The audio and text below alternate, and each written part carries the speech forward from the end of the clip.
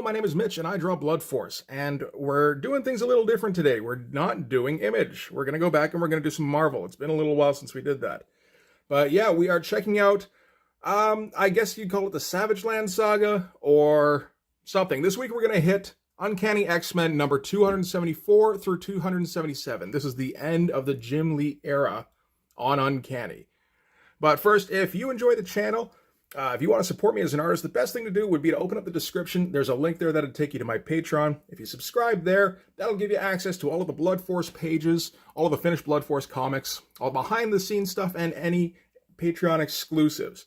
Also, if you go over to my Instagram, commissions are now open. So, this is March of 1992, and this is what I consider peak Jim Lee era. I know he's very soon to get X-Men number 1 out, which is, of course, the highest selling book in the modern era, and that's all fine. But I think at that point, Jim Lee had settled into his role as top guy in the business. At this point, I think he's still hungry. And I think that makes a big difference. So, how about we get right into it? So, this is Uncanny X-Men number 274 to start with. So let's start by looking at the cover. That's a pretty good Jim Lee cover, I would say. It's not one of his more memorable ones, but honestly, Jim Lee tends not to have a lot of memorable covers. So this is actually built like a bit of a composition. People love that Uncanny 268 cover. Yeah, that one there. And I have to say, I don't really get it. I mean, if you were reading at the time and this came out, this would have been a very different look, so I can kind of understand that. But this isn't a particularly good comic cover, in my opinion. It's 3 guys standing, well, 2 guys and a woman standing, and looking over there. That's kind of it. That's boring. It's efficient. It's practical. But that's about all you can say about it. This one here is a little better. They're spaced differently. And, you know, Rogue is hot. That helps, I suppose. This is one of the more realistic guns. Like, this looks a little bit like a Barrett 50 caliber or something like that, only with a bunch of extra Jim Lee stuff added on. So that's fine, I suppose. These colors aren't fantastic, but this is just before the era of computer colors. This is the end of the 4-color era. So you can't really blame them too much on that. And this particular copy is in, like, okay shape. It's going to be a little beat up. So, starting off, we're going to get a page full of unpleasantness for Jim Lee. This is starting off with news broadcasts, essentially, and a couple of press releases. And they're talking about these earthquakes that have been happening, and they're devastating parts of Argentina. And there's speculation that these earthquakes are not natural because these towers keep springing up. And we get a whole page full of Claremontian exposition, essentially. And this is all stirring up all sorts of public outcry and organizations, and they all want to use this as a springboard to further their own platform, which is all fine, well and good.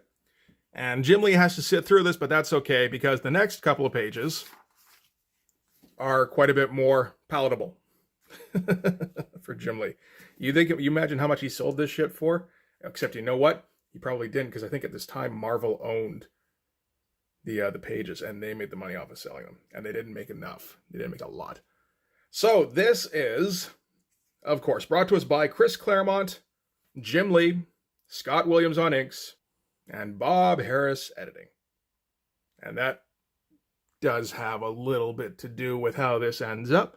But anyway, this is, as I said, the end of the Jim Lee run on Uncanny X-Men, which is shorter than I thought it was. When I first got into comics, I came in at the tail end of this run, and I assumed the Jim Lee era was a long time going. I was like, man, I missed out on all these great comics. It's like 10 issues. You know, it ain't nothing. But in addition to being the end of the Jim Lee run, this is the end of the Claremont run. And this is not some big, going out with a bang kind of thing, because, of course, he was supposed to go on to write X-Men.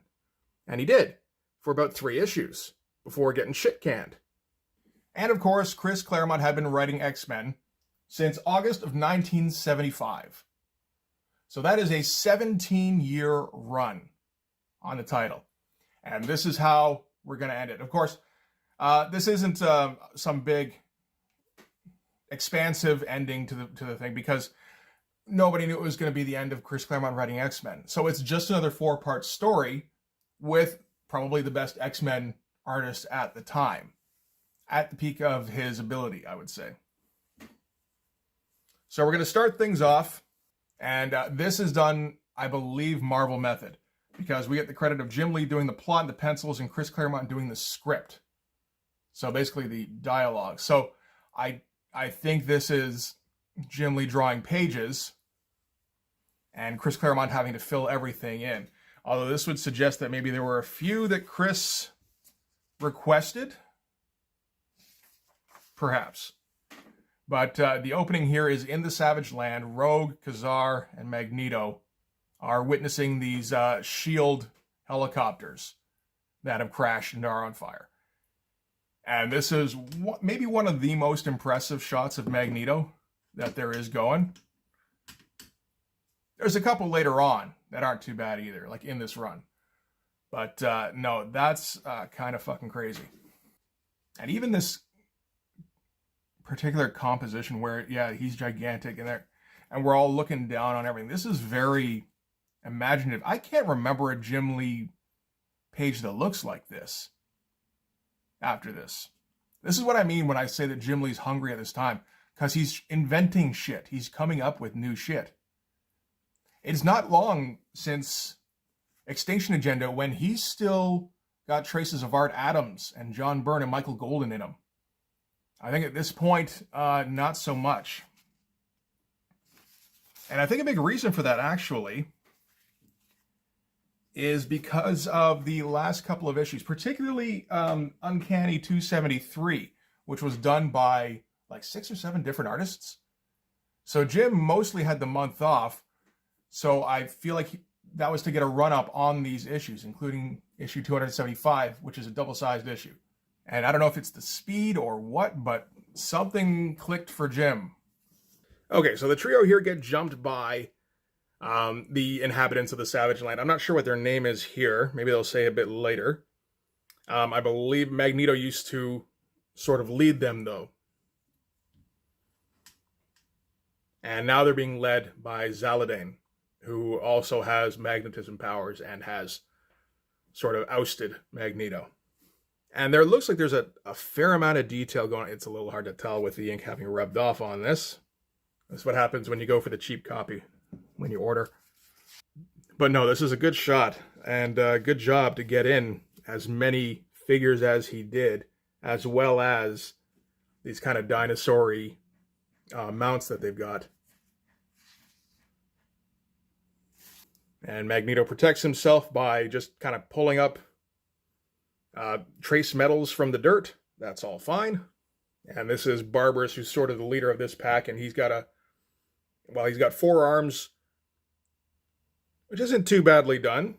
Jim Lee's kind of careful to sort of hide the joints, the shoulders there, but, you know, you would.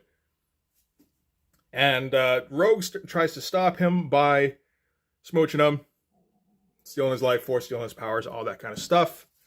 Except, for some reason, doesn't work. And dumbly, Barbarous here is wearing a metal collar. I wonder if they all are. I wonder if that was a thing with Magneto's reign. That would be kind of smart. And yeah, he's about to kill Barbarous. Rogue asks him to stop. It's like, okay, just for you. Because this is still trying to be a kinder, gentler Magneto. Which I believe is a phrase he actually uses at some point. And now they're all just going to fly away. But these pages are pretty good.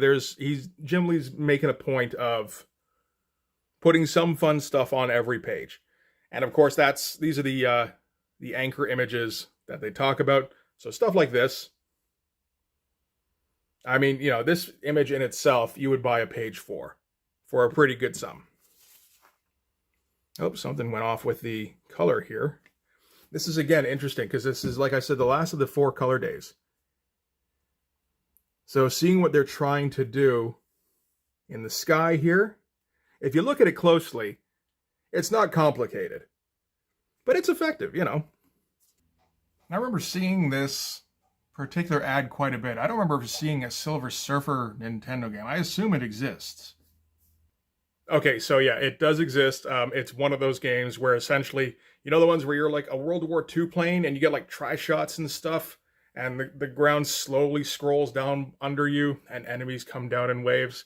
That's the Silver Surfer game, apparently. Riding an awesome wave of 3 mega firepower. Mega is not a unit of measurement. Anyway, um, not on its own.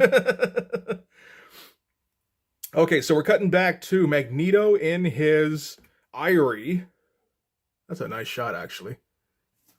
It's going to get the light on for that one. Interesting effect. I wonder how he did that with the ink. I would not be surprised if it was something like load up a sponge and just dab, dab, dab, dab, dab. That kind of thing. But it looks nice. And this shot looks fantastic. Of course, this is the easy stuff to draw, but it does tend to be the stuff that comes out looking the best a lot of the time. And we're discovering that the towers that are causing the earthquakes are caused by Zaladain. And she's raising them up to amplify her power so that she'll be able to control all magnetism on Earth. That's the idea. Which is apparently something Magneto cannot do. And something he thought about when he was younger, but decided years ago that it was too dangerous. And Zaladain doesn't have that kind of compunction. And you know what? If you enter the Silver Surfer high score contest, you might win a customized Silver Surfer jet ski. Doesn't that sound great? All you have to do is take a photograph of your high score and send it into Make sure your address and telephone number are written on the back of your photograph. Entry must be received by March 31st, 1991. And we cut back to outside the stronghold. Ka-Zar and Rogue are building defenses in case Zaladain attacks again with her minions. And again, nice shot with Zaladain riding the T-Rex kind of looking thing in the background here. This was before Jurassic Park. So we're all just kind of, you know, we've got an idea of what a T-Rex looked like, but they kind of fudged the numbers. And of course, it's changed considerably since then.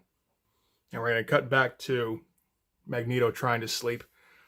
This is a pretty great panel. I think I remember seeing Jim Lee do this once or twice, like just a nighttime in shadows kind of thing. And it is done very well. And he's dreaming of being gunned down by Nazis, of course, because that's what Magneto always dreams about. That's what keeps him hype.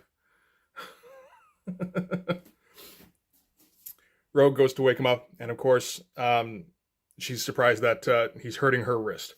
Because I believe this was a thing recently where Rogue had to go through the Siege Perilous, which is not a thing I read much of, so I don't really fully understand it. I don't know how many people did. I don't think Chris Claremont did. And apparently when she was reconstructed, it looks like she was reconstructed without her powers, at least for now. And, they're going to get a little close to getting smoochy, but no, not quite, not quite. And this is how Magneto dresses in the morning, just in case you wondered. I know you did. He doesn't put his boots on one leg at a time, like the rest of us. He's a little above that. Kind of a neat shot, but all this stuff is pretty effective and colored nicely as well. Really stands out against, the cool blue. So Zaladain's army does strike. And they explain here that this character called Worm, whoever they capture, they turn into, they mind control them so that they're one of Zaladain's forces. So they're going to, if they can't win by outright force, they're going to win by attrition. That's the idea, I believe. Magneto's going to come out to meet him. Does end up killing a bunch of his own guys, and it weakens him so that Zaladain can strike at him. This is all pretty good stuff. Unfortunately, they had to put a caption right over Worm's face. I don't know if that was necessary. I could have put it over here, but whatever, I guess. And Ka-Zar and Rogue are left to fend off with what's left of Magneto's forces and the kind of rickety defenses they've been able to build. So Rogue explains here, of course, that she's barely stronger than a normal person. So I guess she has something at least. But while they're fighting with Zaladain's forces, Nick Fury and S.H.I.E.L.D., who were mentioned at the beginning as having an interest in what was going on, show up to play cavalry. Now, this is pretty detail heavy. Not a lot of shadow going on. You gotta draw all sorts of fucking... I mean, the dinosaurs are fun, at least. All this dirt and trees and sticks in the background, not so much. But this is what you get from Jim Lee when he's got somebody writing who knows what they're doing, and he's got editors cracking a whip on him. You know, it's maybe not the most glossy and badass looking stuff, but it's pretty good, and it's got some good energy to it.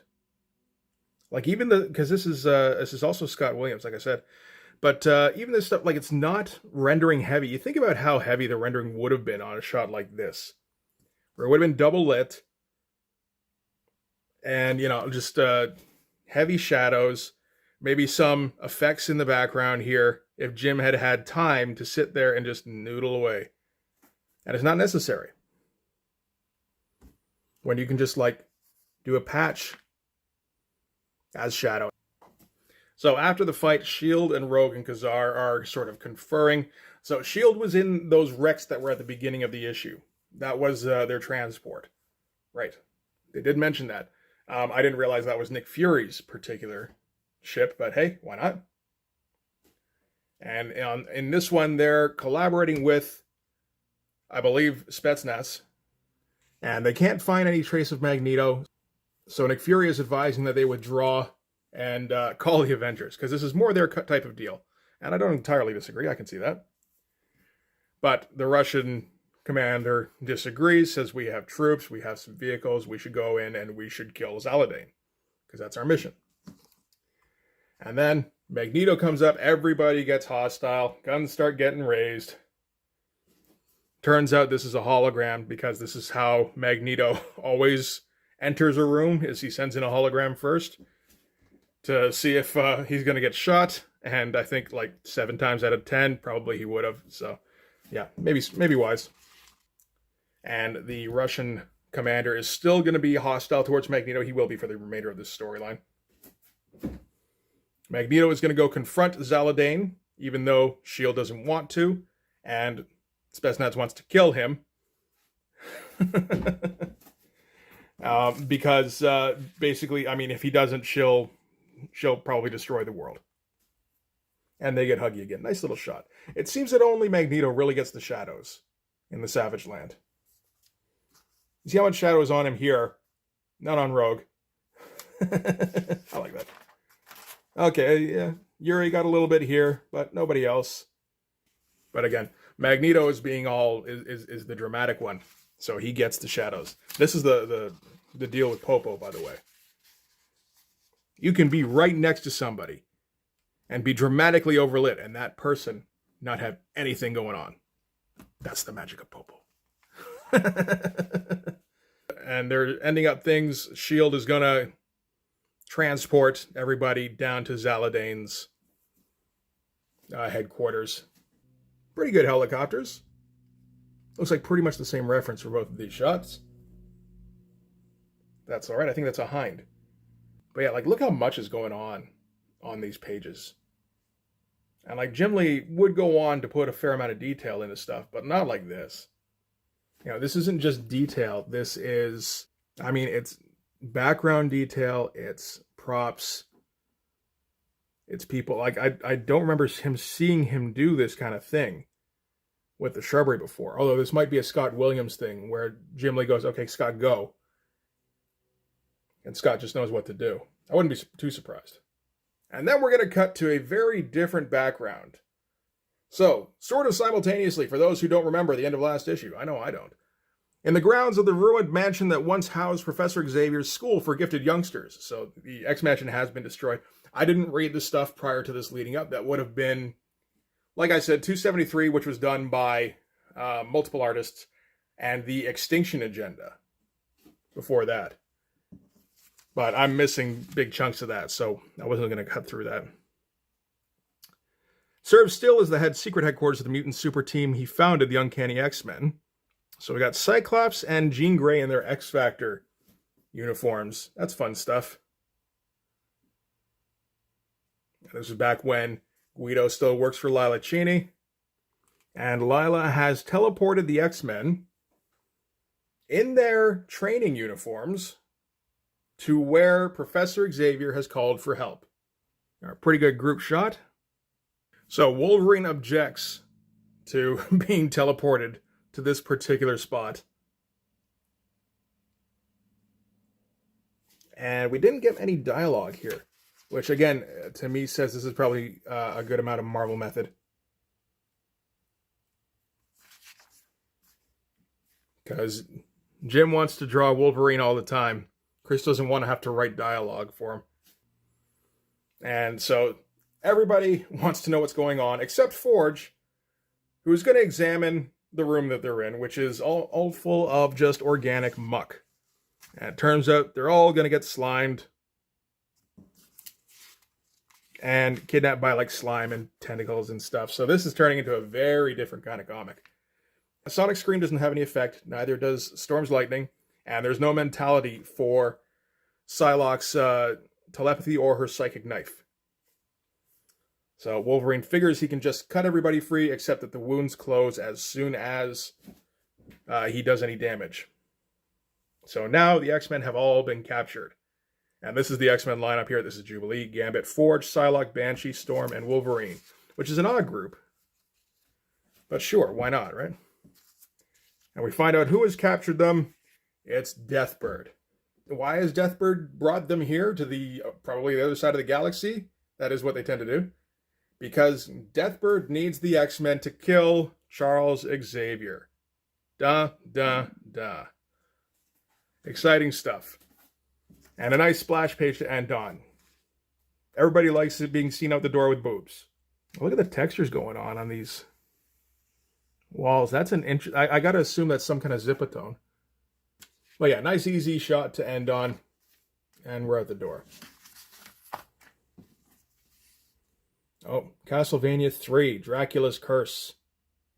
Exciting. So that is it for Uncanny X-Men 274. Awful lot happens. This is the case with the Chris Claremont books. It's just so much happens. We went from, earthquakes being investigated by S.H.I.E.L.D. Oh, that didn't work. Planes crashed. Oh, but Magneto and Rogue and Kazar are down there, and they have to defend themselves against Zaladain. Zaladain defeats them all, but then the S.H.I.E.L.D. forces come and act as cavalry. And then at the end, this is kind of how it goes back in the day. You get just a bunch of story. It's good stuff. But yeah, that is going to do it. Next time we'll do Uncanny X-Men 275. That might take a little while, because that is, as I said, a double-sized issue. But yeah, thanks very much for watching. If you like this video, please hit like, hit subscribe, hit the notifications. Go follow me on Twitter. More importantly, go subscribe on Patreon. That's where all the Blood Force pages go, as well as the Blood Force issues. That's where all these videos go before they get uploaded to YouTube, usually a week or so in advance. And that's also where there's all sorts of process and behind the scenes and exclusive stuff. And of course, you can go over to my Instagram, and there's commissions open there. So that's a good thing to look into. But thanks again for watching this video. I'll see you guys in the next one. Bye-bye.